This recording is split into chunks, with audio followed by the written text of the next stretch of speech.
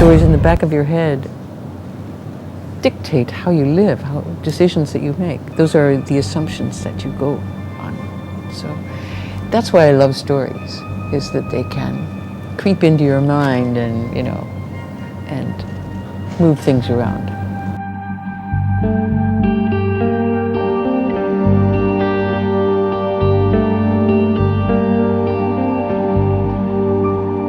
I remember where I came from. There are burning buildings in a fiery Red Sea.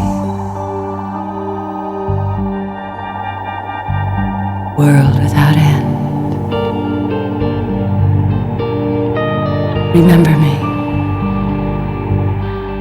Homeland is an attempt to, let's say, update a picture of the United States, but not just the United States. Really, now it's a way to look at the techno world, a world that has so much media in it.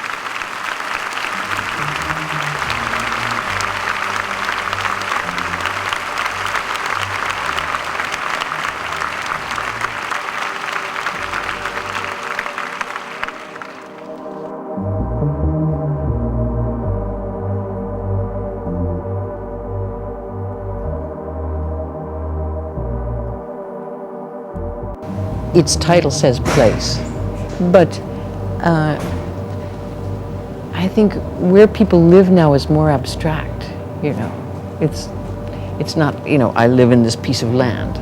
It's not how we live in the 21st century. We live in somewhere up there, and so that's why I started with the birds, a story about the birds, which is Aristophanes. So it was a thrill to do that in Athens. You know, there's a story in an ancient play about birds called The Birds. And it's a short story from before the world began. From a time when there was no earth, no land, only air and birds everywhere. And one of these birds was a lark. And one day her father died. And this was a really big problem, because what should they do with the body? They think, what should we do? What should we do? What are we going to do? You know, and so finally she decides to bury him in the back of her head, and I described that as the beginning of memory.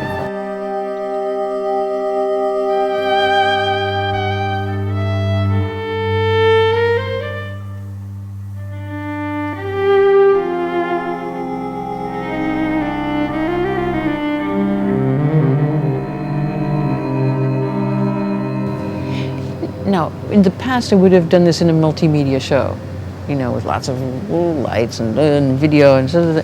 But you know, I'm just so sick of that stuff. I like invisible technology, where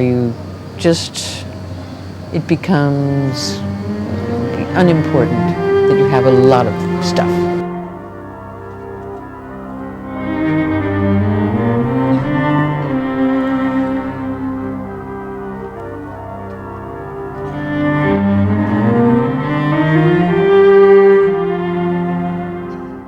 I tried to keep this one very simple, very much about stories.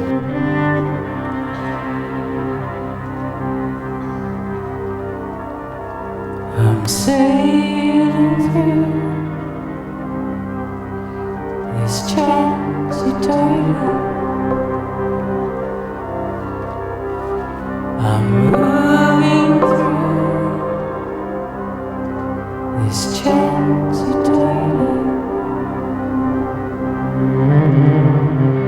Our lives are a series of stories in the end. You know, for example, now the big story, in a way, is it's getting hotter in the world, it's getting more dangerous, it's getting more crowded. What kind of story is that, you know? And it just goes down, down, down. One of the things that I did at NASA was I talked to a lot of nanotechnologists, and one of the projects they're working on has a different story. That story is it's a project they have that will take 5,000 years. And the idea of this is to move all the manufacturing off the Earth to the Moon and to Mars. through a series of space platforms that they're designing, extreme population control, and removal of toxic waste. So what their idea is to recreate a real Garden of Eden into Earth.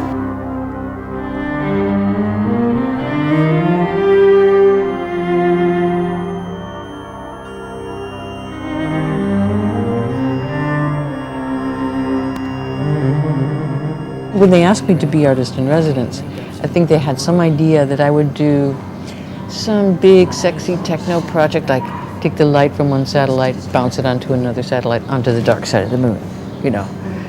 So when I told them I was going to do a long poem, they were like, their faces like really fell. They were like, why would you do that? You know, it's like when you could work with technology.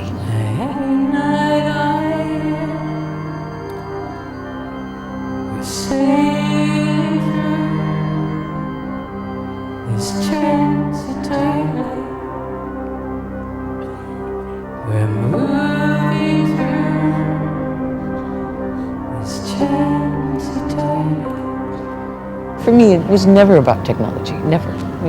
It was just a tool. It was like, and people would go, "You're doing such techno stuff," and I was like, now it's even more under the radar.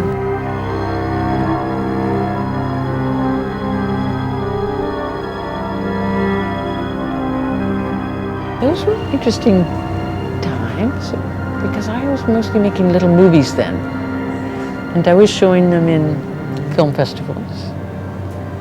And by film festival, I mean 10 artists in a loft looking at each other's movies. You know, this is the film festival, okay.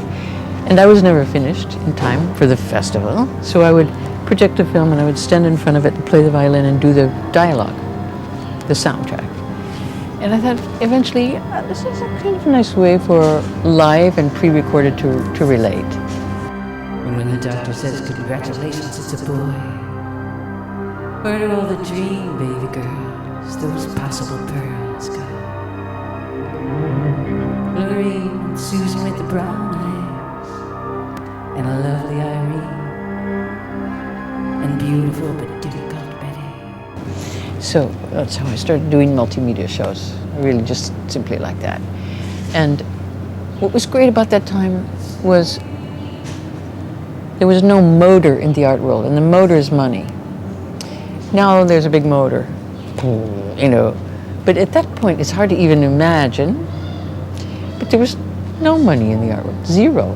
We were really doing this because we had a good time doing it, and it was a social thing, and there were no boundaries either. It wasn't like you're a sculptor, you're a painter, you're a musician.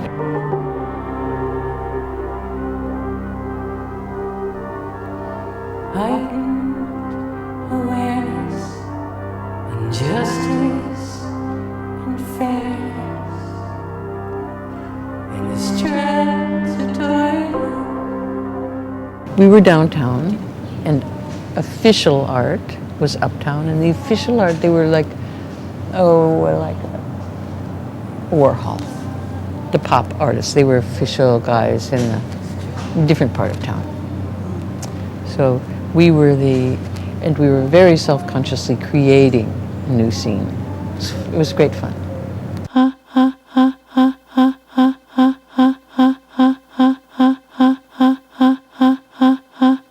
Oh, Superman.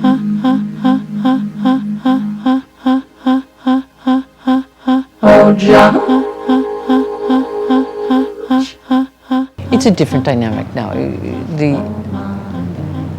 The shifts of time of the avant-garde being ahead, it's very hard, like you say, to be ahead. But I think that has nice advantages because, for example, there's so many art schools now. So many artists that were, whoa, and what are all these people going to do? In New York, it's flooded with artists. Every year, there's more and more people coming into the city and students, and making really beautiful things. So what do? Many of them go into graphic design and web design. And so you look at the world and it's more beautifully designed now because artists design it. Hi, I'm not right now, but if you want to leave a message... Maybe there's not a hidden avant-garde, because in our world it's hard to hide. Your friends can always find you, wherever you are, or track you.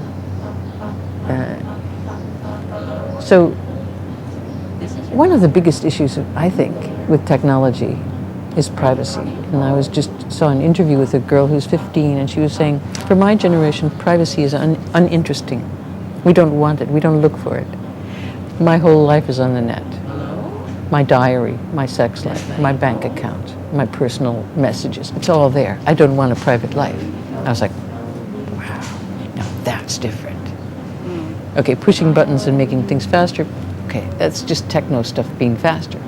But when it changes people's idea of who they are and how they relate to the world of media and to the world of physical things, it's very different when somebody says, I exist in a virtual world. Like, whoa. So you better get ready, ready to go. You can come as you are.